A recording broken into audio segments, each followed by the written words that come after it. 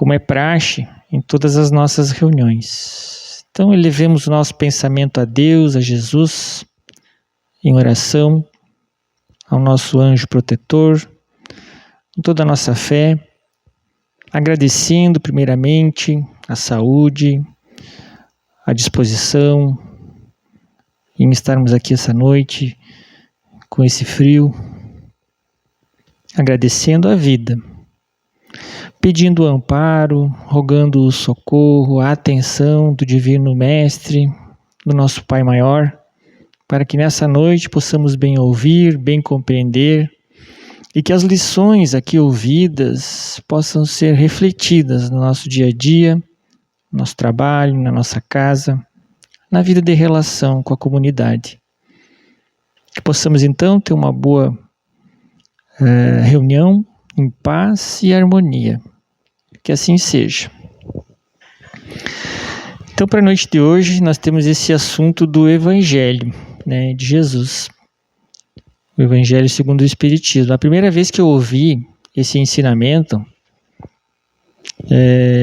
não se pode servir a Deus e a Mamon, que está descrito em mais do que um dos evangelistas. Eu não sei se é 2 ou 3. Agora não tenho certeza, mas eu fiquei pensando, não servir a Deus ou ao demônio, ao diabo, como a gente está acostumado, né? Mas não. Na verdade, Mamon, uma palavra hebraica que significa fortuna, né? Então diz respeito ao dinheiro. Então nós vamos comentar essa noite, nós vamos refletir a respeito do dinheiro, né? A finalidade da doutrina espírita é nos auxiliar nessa compreensão dos ensinamentos do Cristo, né? Nos auxiliar nessa caminhada que nós temos aqui na Terra, para que a gente possa se orientar. Essa é a função da doutrina espírita. E os espíritos da codificação, eles escolheram 5 parábolas do Cristo, em que o Cristo falava sobre a fortuna, sobre o dinheiro. E nós vamos refletir rapidamente, então, sobre essas... Vamos rever rapidamente essas historinhas de Jesus. Jesus era um educador nato. A tarefa dele, aqui no planeta Terra, era exatamente isso, nos educar, nos trazer, então, essas mensagens para que a gente possa nos orientar melhor nessa caminhada. E a tarefa do Espiritismo é que a gente possa compreender melhor essas mensagens, fazer com que a gente compreenda melhor. E ele inicia, né, o Espírito Pascal inicia a conversa ali no Evangelho com essa parábola da salvação dos ricos, né, que é bem conhecida, né? Então, lembrando que Jesus, ele se utilizava das situações como educador nato para ensinar os seus discípulos, que depois iriam assumir a tarefa, né, de divulgar o Evangelho e esses ensinamentos. Então se aproxima um jovem rapaz e pergunta para Jesus, né, o que ele deveria fazer para conseguir a salvação. Ou então cumprir o objetivo da reencarnação, vamos trazer para os dias atuais, né? Aí Jesus disse para ele, é simples, você segue os mandamentos. Daí o jovem perguntou, mas quais são os mandamentos? Não matar, não roubar, não mentir, honrar pai e mãe, amar o próximo como a si mesmo, disse Jesus para ele. E o rapaz disse então, mas isso eu já faço desde a minha mocidade. O que mais que eu preciso fazer? Daí Jesus disse, se você quiser mesmo ser perfeito, então você vende todos os teus bens, entrega aos pobres, vem e me segue. Aí o rapaz levou um choque, né? Baixou a cabeça e saiu entristecido, porque ele tinha muitos bens. E nesse momento, Jesus vira-se para os apóstolos e fala a famosa frase, em verdade vos digo, que é muito difícil que um rico entre no reino dos céus. É mais fácil um camelo passar pelo buraco de uma agulha, né? Então, se nós ficarmos com o entendimento literal apenas do que as palavras dizem, parece que ser rico é ser condenado a não entrar no reino dos céus, a não cumprir o objetivo da reencarnação. Mas não é bem assim. Todo capítulo vai servir para que a gente reflita a respeito disso, né? Até a história do camelo. O camelo nunca vai passar pelo buraco de uma agulha, né? Porque é muito grande, né? Claro que Jesus fez uma comparação e talvez essa comparação para nós, por causa das traduções, ficou muito difícil, né? Sabe-se que em hebraico, né, camelo e cabo tem a mesma grafia. Assim como para nós, por exemplo, manga de camisa, manga fruta, manga de mangueira de água, né? Então, na verdade, se você pensar que poderia ser o cabo de um instrumento, daí fica bem mais fácil de passar pelo buraco de uma agulha do que um camelo grandão, né? Na verdade, o grande ensinamento dessa parábola é o desapego, né? Que a gente nunca deve evitar o apego excessivo aos bens terrenos, né? O jovem seguia, quem sabe, os mandamentos, já estava bem adiantado, vamos dizer, para a época, né? Nas leis divinas, em seguir as leis de Deus, mas faltava para ele esse desapego, né? E para nós, né? Quanto de desapego, quanto apegado aos bens materiais nós ainda somos, né? Numa outra parábola ele fala: guardai-vos da avareza. Nessa mesma situação, eles estavam lá no meio do povo e chegou um homem e perguntou a Jesus, disse a Jesus que falasse para o irmão dele, para que o irmão dele dividisse a herança da família dele com ele, né? Aí Jesus disse para ele: mas quem te disse que eu sou juiz de divisão de bens, né? Não está escrito em nenhum lugar que eu seja juiz para esse fim, mas eu posso te dar um conselho: acautelai-vos da avareza, porque a vida não é apenas os bens terrenos, né? Ele fala assim para o homem. Aí ele conta uma parábola para o homem. Existia um campo e um homem que trabalhava muito nesse campo, e esse homem estava com os seus celeiros abarrotados, cheios. E o homem trabalhava muito e a próxima colheita estava perto e ele ia colher muito e não ia ter aonde guardar, então, os frutos do seu trabalho, da sua colheita. E ele pensou consigo mesmo: o que eu faço com a próxima colheita que não cabe nos meus celeiros, pois eles já estão abarrotados, né? Já sei. Vou desmanchar o celeiro velho, vou fazer um celeiro novo.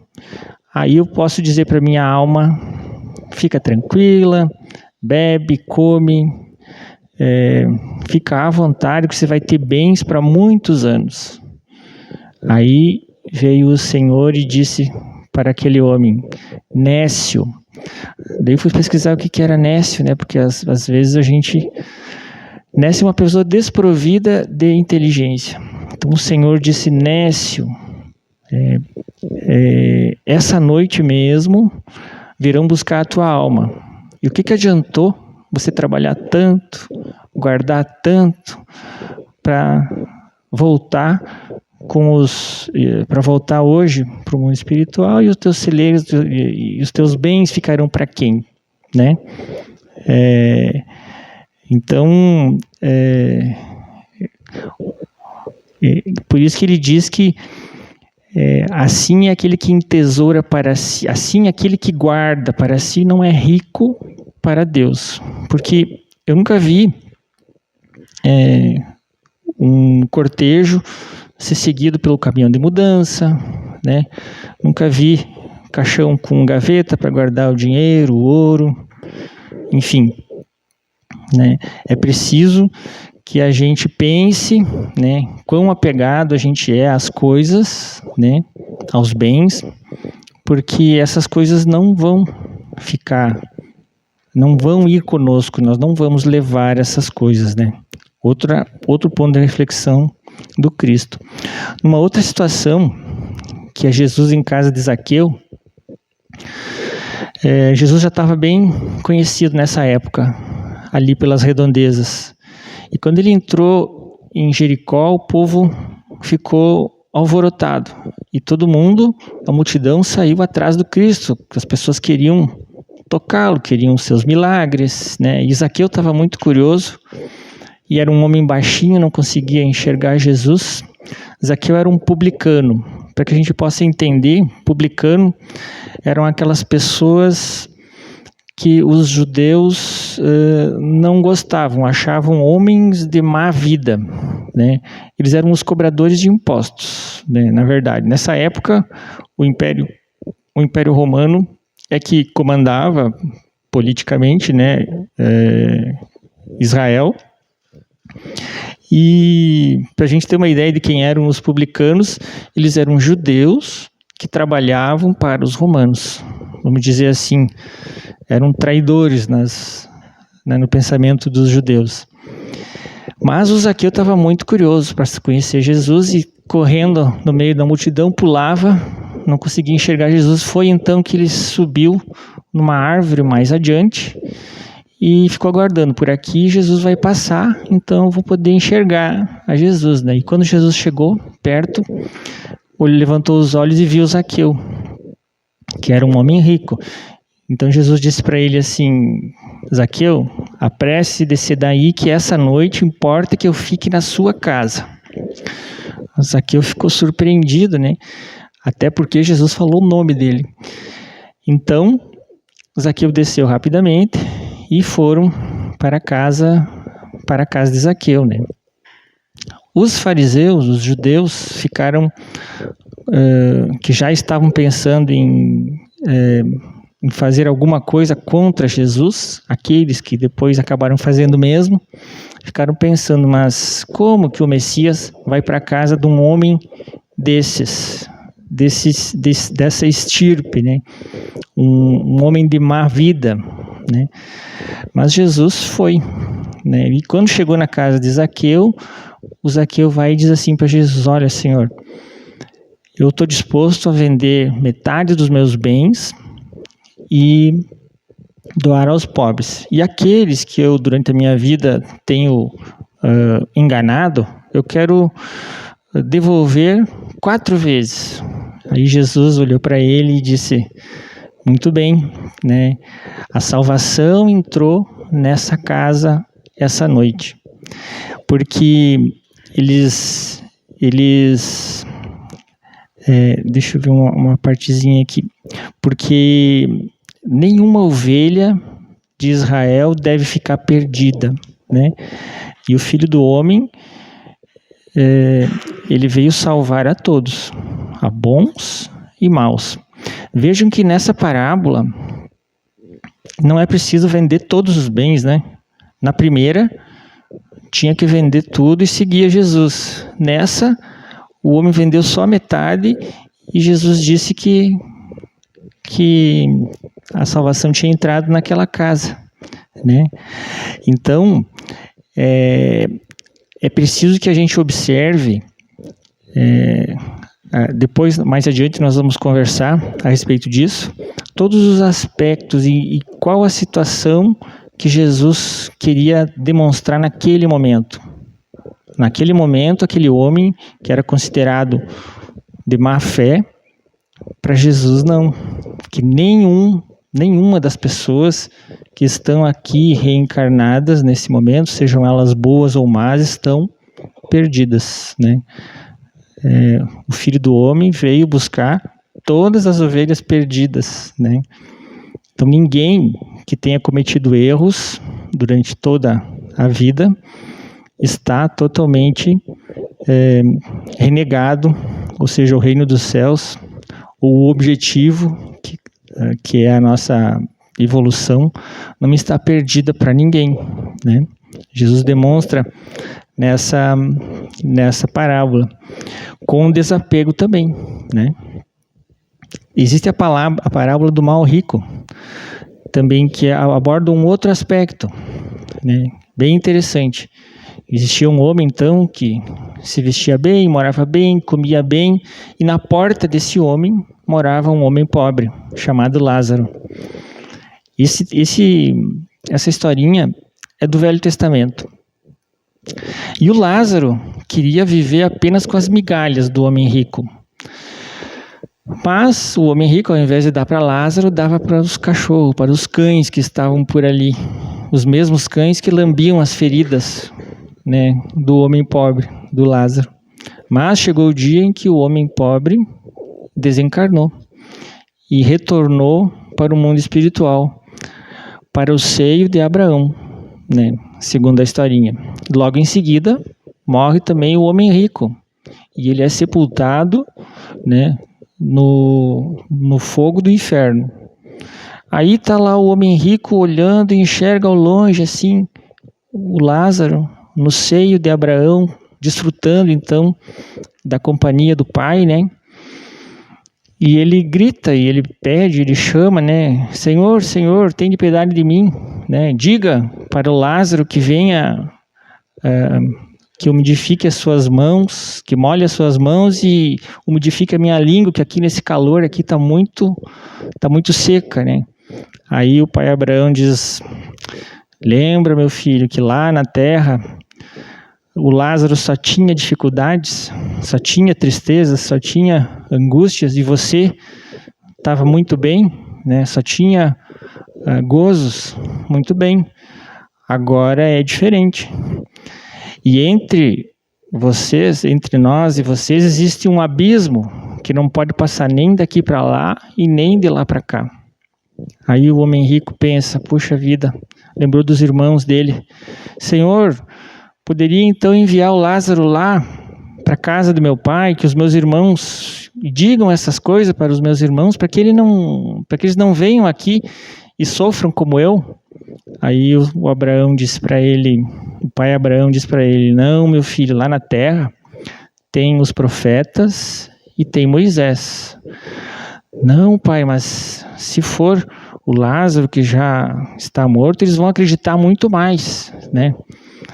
Aí o pai Abraão diz assim: se eles não acreditam nem nos profetas e nem no Moisés, quem dirá para um homem morto, né? Então, é preciso ir buscar, né, nessas historinhas o significado o significado do aprendizado, o momento em que o que Jesus quer ensinar. Quem que nós temos aqui na Terra que atualmente nos traz as informações, esclarece o caminho, né?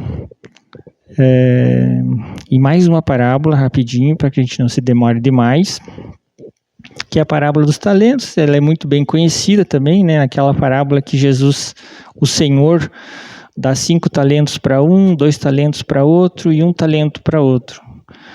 E no final, quando ele vai pedir as contas, o que tinha 5 conseguiu 10, o que tinha 2 conseguiu mais 2, e aquele que tinha 1 enterrou o talento. Ele elogia aqueles que trabalharam para transformar o seu talento, e ele relega ao fogo do inferno, então, aquele servo que pegou 1 talento e enterrou e não fez nada, né? E o que é de relevante, então, todas essas parábolas para o nosso entendimento? Ali, então, o Espírito Pascal, na utilidade providencial da fortuna, ele começa esclarecendo que a riqueza, ela é perigosa para quem se apega demais aos bens materiais, mas ela não é ruim por si só, porque o que a gente precisa entender é que essa riqueza, o dinheiro, excita o orgulho, a vaidade, excita todas essas distrações que poderão nos desviar do caminho mais reto, do caminho mais adequado, né? Mas isso não significa que uma pessoa rica não possa se salvar ou não possa cumprir o objetivo, cumprir a tarefa reencarnatória a qual todos nós temos, né? O jovem rico, então, não foi capaz de segui-lo, né? Mas não é aquilo que ele pediu ao jovem rico, ele não vai pedir para todos nós, que a gente se desfaça de todos os nossos bens, para que a gente possa demonstrar desapego, né? O apego aos bens materiais, ele é realmente um obstáculo, mas ele não é aquilo que vai determinar, né? Então, a verdadeira virtude é a caridade e é essa capacidade que nós precisamos desenvolver de não nos apegarmos, né, às coisas terrenas, né?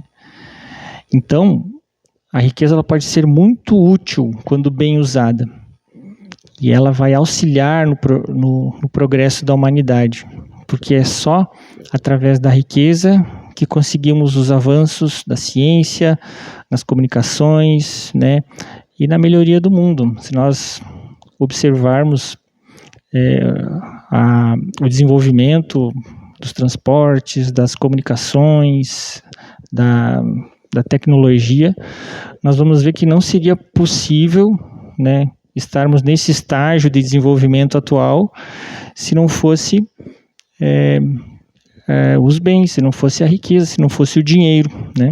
Então o problema não está em possuir a riqueza, mas o problema é em como a gente utiliza esses bens, se a gente utiliza para o progresso nosso e progresso geral, né? Um grande empresário que tem muitos funcionários, que tem uma atividade relacionada ao progresso, ele sustenta muitas famílias, né?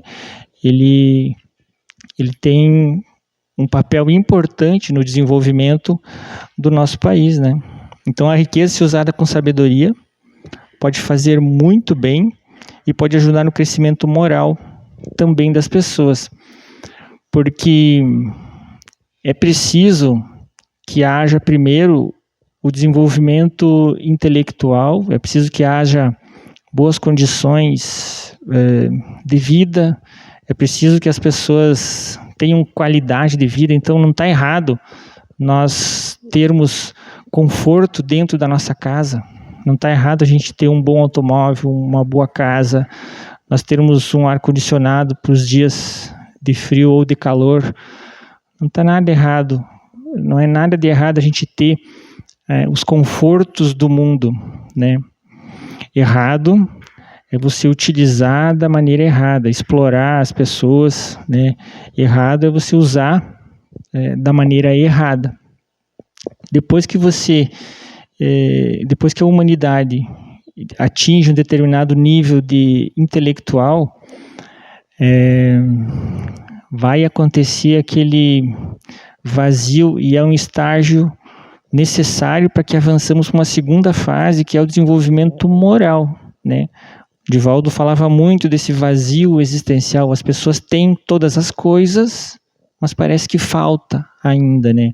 E o que nos falta, na verdade, então, é o amor, é a caridade, é Deus em nosso coração, né? Então é necessário primeiro o desenvolvimento intelectual, material, para que depois venha esse avanço moral, né? Que é o objetivo da nossa existência, da nossa evolução. É o conseguir a salvação que o rapaz pedia, né?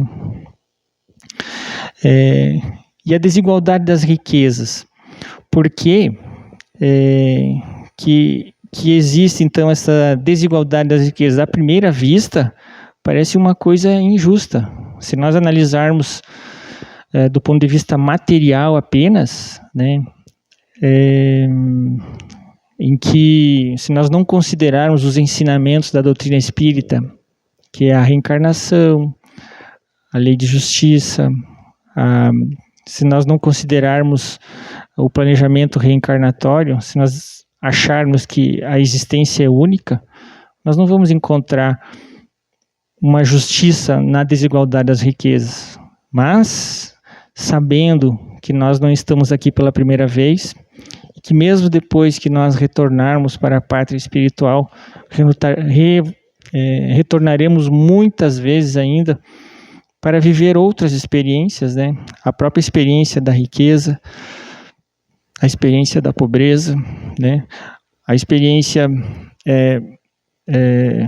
das diferenças de gênero, de raça, enfim, todas as diferenças que hoje causam muitos problemas, né? Se nós analisarmos apenas do ponto de vista material, né?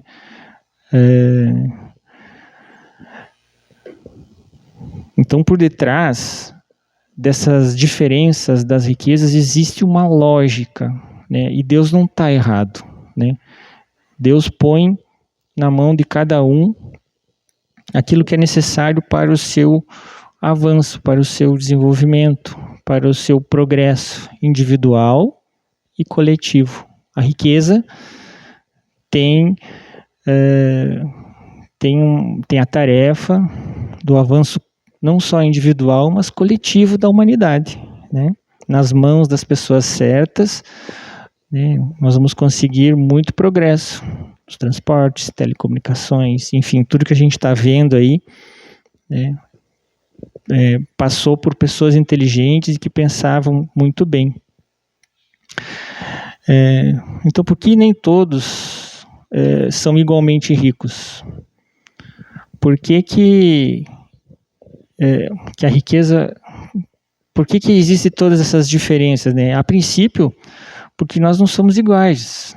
As pessoas têm diferentes capacidades, as pessoas se esforçam de maneira diferente, as pessoas têm atitudes diferentes com relação ao trabalho, com relação ao cuidado com o dinheiro, né? Então, algumas pessoas são mais trabalhadores, algumas pessoas são mais cuidadosas, são mais inteligentes ao lidar com o dinheiro.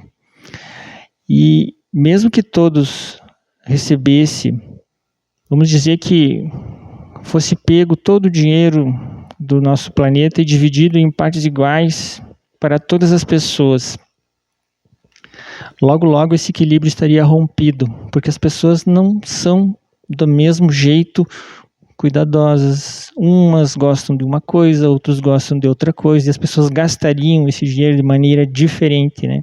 Nós somos diferentes. Então, por isso é que existe essa diferença na riqueza, né?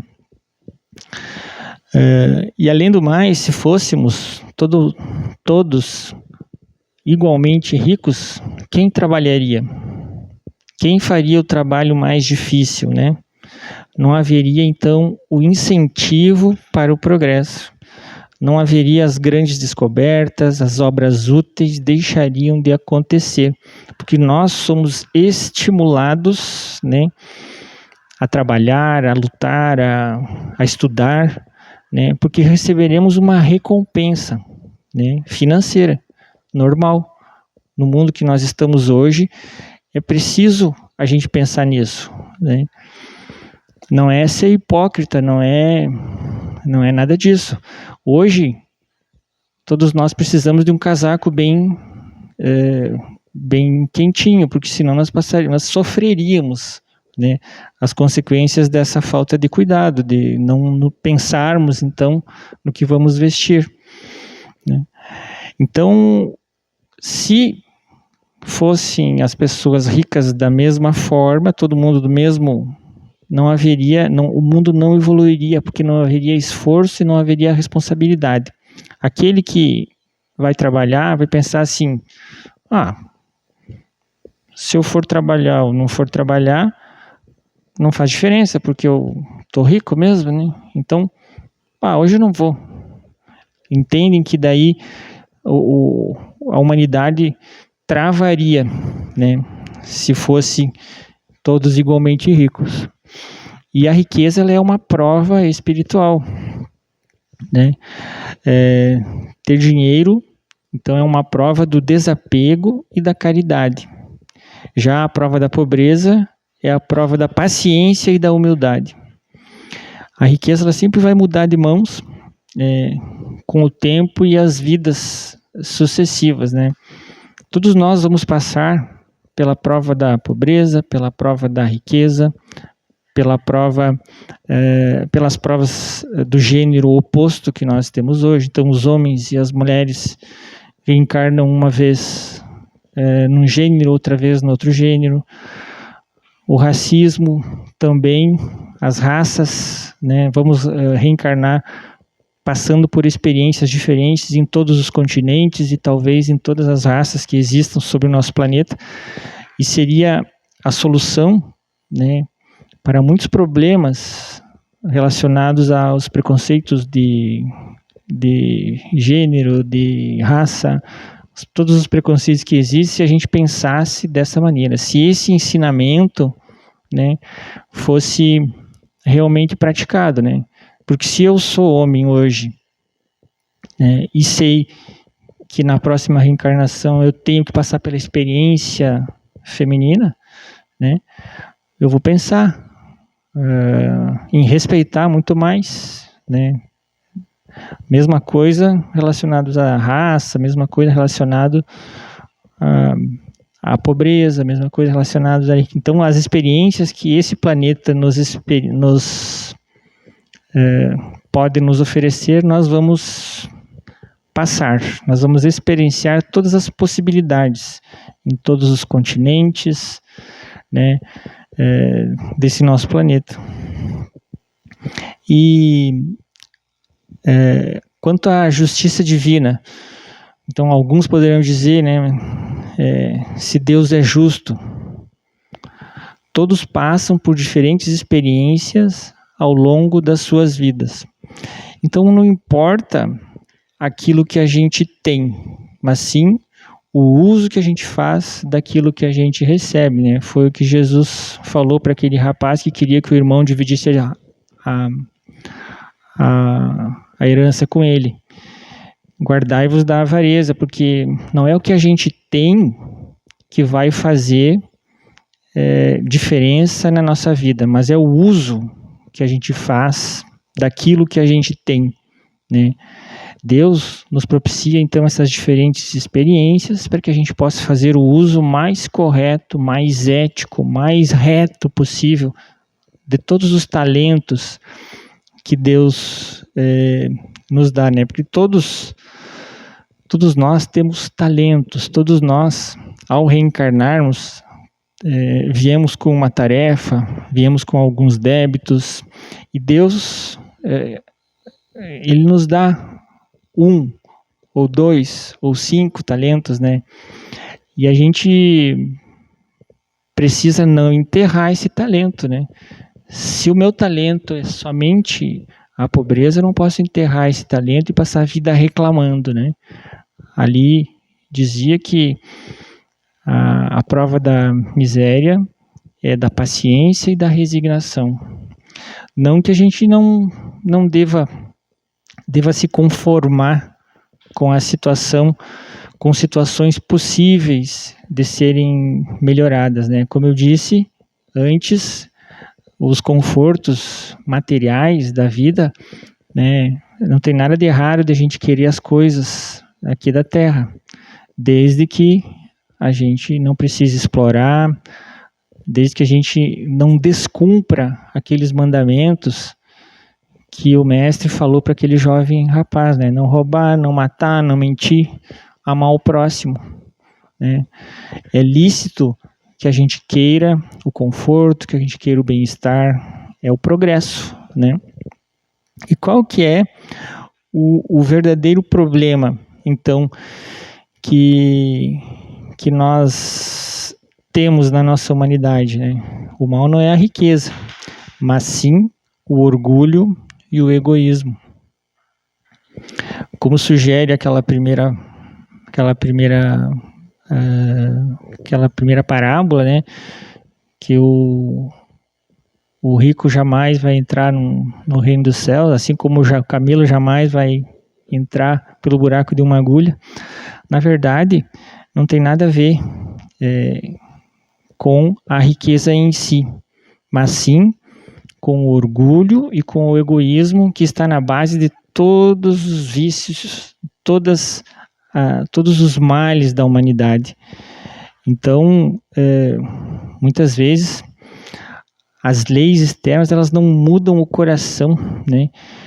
É preciso que a gente traga de dentro do coração, que busque lá no fundo do coração, o Deus, aquele que nos criou, aquele que está em nós. Nós somos criados de natureza divina, né? Deus está em nós, é preciso que a gente vá lá e busque dentro de nós esse Deus, né? E quando ele diz que só a caridade e a reforma íntima podem transformar a sociedade, eu lembro de uma história contada, se não me engano, pelo Haroldo Dutra Dias, que a gente por que só a caridade, fora da caridade não há salvação, né? Porque, como eu disse no início, eu nunca vi a gente ninguém levar daqui bens materiais. Não é possível a gente levar, não tem caminhão de mudança atrás do caixão. Mas aquele bem que a gente fez ao próximo, isso a gente pode levar. Qual que é a verdadeira caridade, né? A verdadeira caridade, existe a caridade material e a caridade moral, né? Aquela caridade moral é aquilo que a gente faz, é o tempo que a gente dedica ao próximo. Não é apenas questões materiais que são importantes. As questões materiais são importantes. Um prato de comida, numa emergência, né, um remédio para alguém que está precisando. Mas atenção, um sorriso, um abraço, o nosso tempo, né, dedicado para o próximo, né, isso a gente vai levar, né? Por isso que só a caridade, por isso que fora da caridade não há salvação, porque o tempo dedicado ao próximo, isso vai conosco, dentro do nosso coração, né? Isso a gente consegue levar. Isso me faz lembrar de uma história do Bezerra de Menezes, que eu já contei até algumas vezes, que quando ele desencarnou, ele ficou apenas 8 horas numa perturbação, que é aquele tempinho que a gente fica para despertar no mundo espiritual. E quando ele despertou, havia perto dele um emissário de Maria, né, dando as boas-vindas, recebendo o Bezerra de Menezes, que tinha cumprido a tarefa, tinha sido um espírito completista, né? Tinha passado o tempo dele aqui na Terra com ética, com caridade. E daí eles começaram a conversar um pouquinho ali e daí o Bezerra perguntou, mas esse barulho que eu estou ouvindo é o quê? Parecia uma multidão de pessoas conversando, né? E aí a Marina, o emissário de Maria, disse para ele, vem até a janela que eu vou te mostrar. E abriu a janela, eram centenas de pessoas que vieram dar as boas-vindas para o Bezerra no retorno ao mundo espiritual. Aquelas pessoas que ele tinha auxiliado, as pessoas que ele tinha doado o tempo dele, de médico, de amigo, aquele sorriso, né? E para concluir, então a desigualdade, na verdade, ela é um instrumento de aprendizado e evolução espiritual. A chave está em usar bem aquilo que a gente tem e confiar na justiça divina. Todos nós temos talentos e esses talentos precisam ser utilizados de forma que frutifique, né? Muitas vezes lamentamos não ser donos de uma fortuna para ajudar muita gente, mas não é necessário. Nós precisamos apenas aplicar o talento que nós temos, nada mais. Então, o Espírito Pascal ainda nos diz que devemos buscar menos desigualdade, né, por meio do amor ao próximo, e não apenas pela força da lei. Então, a desigualdade em si são as experiências que nos fazem crescer, mas o amor ao próximo que a gente deve ter diante das desigualdades, né? Que essas reflexões possam nos ser úteis, então, no nosso dia a dia, com a nossa família, no nosso trabalho. E nesse momento eu convido todos vocês a fazermos a oração final, rogando ao Pai que nos abençoe, que nos guarde, que nos cuide, para que possamos cumprir a nossa tarefa, aplicar os nossos talentos no nosso dia a dia, junto à nossa família, junto à sociedade que vivemos, através do nosso trabalho. Que Deus nos abençoe, nos cuide, nos cure, e que possamos retornar às nossas casas nessa noite fria, melhores do que aqui chegamos, que possamos desejar também a todas as pessoas que passam pelas dificuldades, que passam pelos preconceitos, que passam pelos sofrimentos que a desigualdade nos traz. Roguemos então por aqueles que nesse momento estão passando por alguma dificuldade nos hospitais, nos asilos, nos orfanatos, nos presídios, nas favelas, em qualquer lugar insalubre desse nosso planeta. Roguemos pelos mais sofredores, pelos mais necessitados, ao mesmo tempo que agradecemos a Deus a bênção de estarmos bem, de termos uma casa quentinha, de termos um trabalho, de termos uma família. Muita paz e muita luz a todos. Que assim seja.